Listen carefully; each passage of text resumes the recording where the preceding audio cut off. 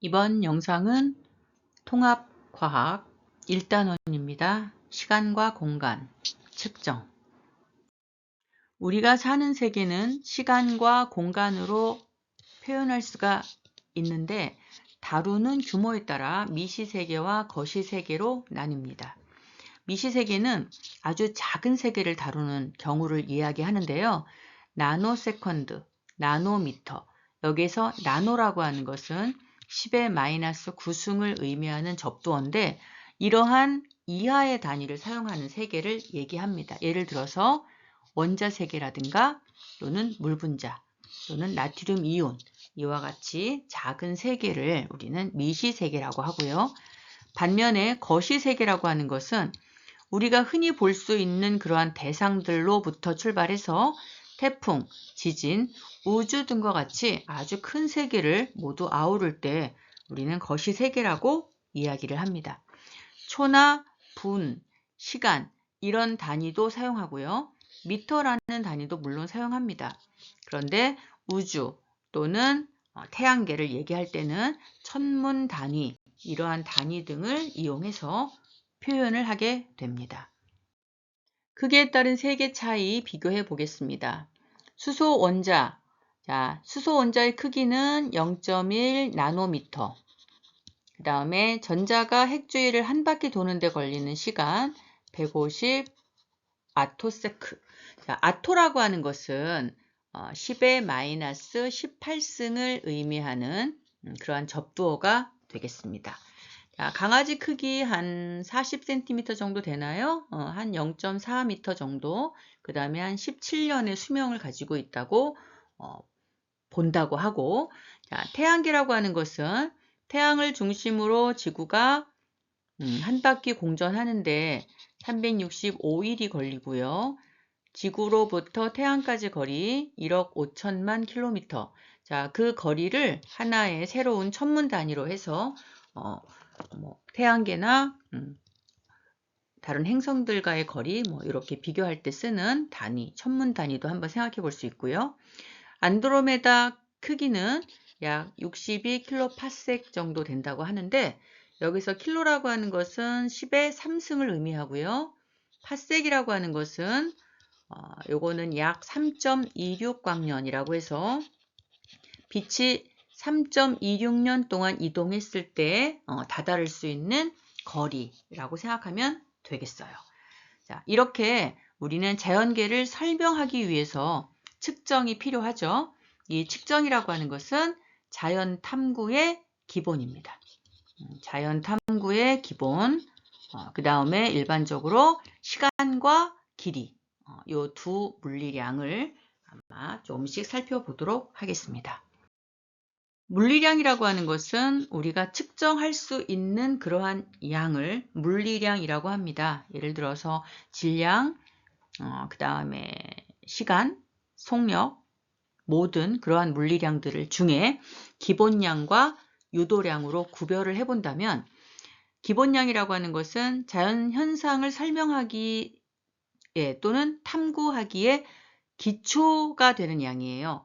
다른 양으로 바꿀 수 없는 고유한 양이고 이러한 양들에 대해서는 국제 단위계에서 규정을 하고 있습니다. 예를 들어서 시간, 길이, 질량 등 7개를 우리가 기본량으로 정하고 있고요. 유도량이라고 하는 것은 기본량으로부터 유도된 물리량들입니다. 예를 들어서 속력이라고 하는 것은 어떤 물체의 움직일 때 빠르기를 얘기할 수 있겠고요. 그 다음에 힘이라고 하는 것은 어떤 물리량 중에서 모양 또는 운동 상태를 바꿀 수 있는 그런 물리량이죠. 농도라고 하는 것은 얼마나 진하냐, 진한 정도를 나타내는데 이러한 물리량들은 유도량에 속합니다. 자연현상을 표현하기 위해서 물리량을 측정한다고 했죠.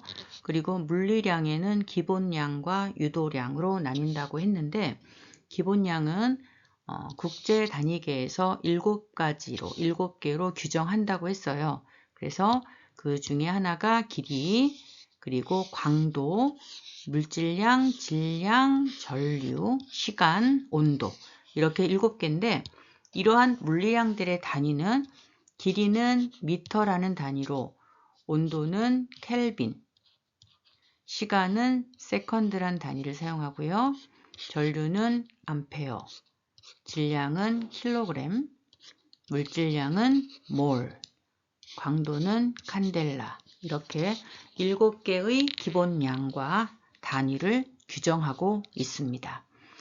이러한 기본량으로부터 유도된 양이 유도량인데, 유도량은 유도하는 그러한 과정에 따라서 단위가 정해지게 됩니다. 넓이라고 하는 것은 제곱미터로, 부피는 세제곱미터가 되겠죠.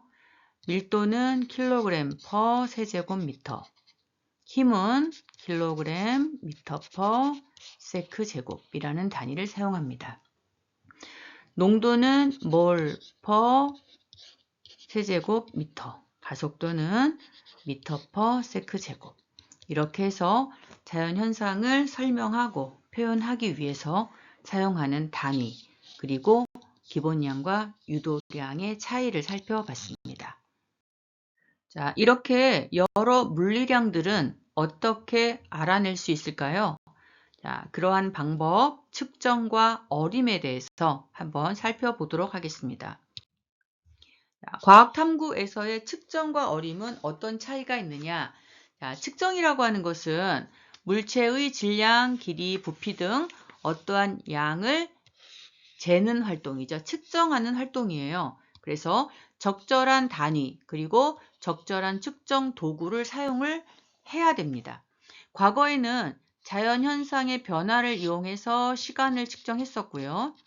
동물의 걸음수로 거리를 측정을 하는 그러한 방법이었다면, 현대는 다양한 측정 도구가 개발되어 있고, 거리는 빛을 이용해서 거리 측정하는 것이 현대 과학기술에선 가장 정확한 그러한 측정 방법이겠습니다. 자, 어림이라고 하는 것은 어떠한 양을 추정하는 활동이에요.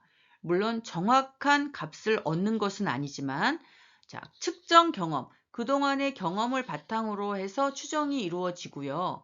또 측정할 때 어떤 도구를 사용해야 되는지 도구의 규모를 결정하는데 큰 역할을 하게 됩니다.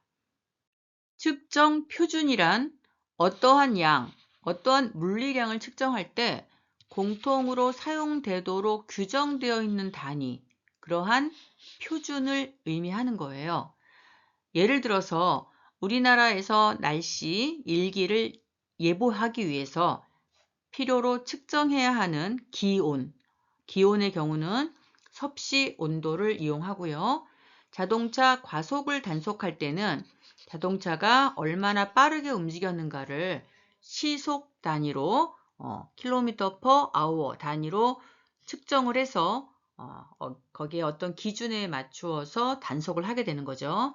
자, 공기질이라고 하는 것은 공기 속에 있는 미세먼지가 얼만큼 들어있느냐에 따라서 어떠한 주의사항이나 행동 요령을 안내하게 되는데, 이때의 단위는 마이크로그램 퍼 세제곱미터가 되겠습니다. 요리에 사용하는, 요즘에 요리 관련된 영상들이 많이 있는데, 요리 레시피에 안내되는 측정 표준으로는 그램 또는 밀리리터 단위를 이용해서 서로 의사소통에 어려움이 없이 진행될 수 있는 그러한 개념의 측정 표준 한번 살펴봤습니다. 자연은 끊임없이 우리한테 신호를 보냅니다. 왜냐하면 자연은 끊임없이 변화를 하거든요. 그래서 자연의 변화는 열 또는 빛 또는 소리, 지진 등으로 우리에게 전달되는 형태를 우리는 신호라고 합니다. 자, 이러한 신호를 우리는 받아서 그 신호를 분석하게 되면 그 신호로부터 아주 유용한 정보를 얻게 됩니다.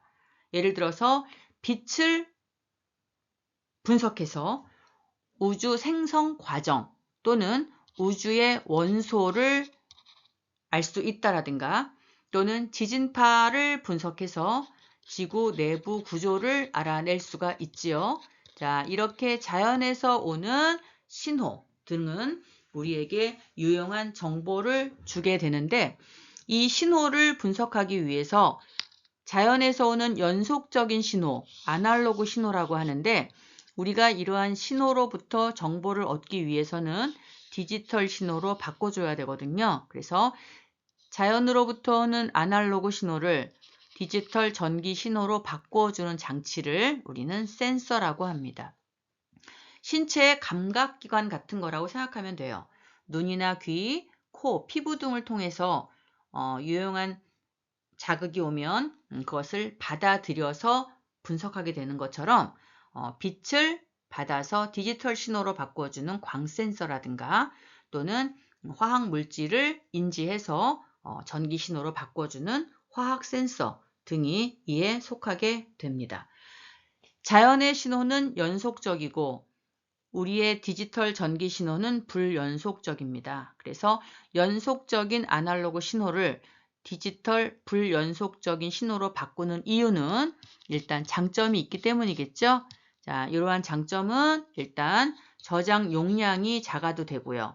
저용량으로 정보를 데이터를 저장할 수가 있고 그 다음에 처리하고 전달하고 전달하기 전에 분석을 하고 이러한 과정이 쉽습니다. 그래서 디지털 전기 신호로 바꿔요. 그 다음에 또 하나 가장 큰 장점은 아무리 전달을 반복하고 처리를 반복해도 정보의 왜곡이 일어나지 않습니다. 그래서 디지털 전기 신호는 우리가 분석해서 유용한 정보를 얻기에 굉장히 좋은 형태가 되겠죠. 과학 지식의 축적과 과학 기술의 발달은 디지털 기술의 발달을 가져옵니다. 디지털 기술이 정보 통신에 활용이 되게 되면 우리는 생활에 유용하게 그리고 생활에 편리함을 도모할 수가 있겠죠. 자, 이런 사진은 우리 일반적으로 많이 사용하게 되는데 버스가 언제 올지 어떤 유형의 버스가 도착할 것을 알려주는 그런 안내가 되겠고요. 또 GPS 위성으로부터 우리는 정보를 받아서 알지 못하는 길을 찾아가는 그러한 내비게이션도 많이 활용하고 있죠.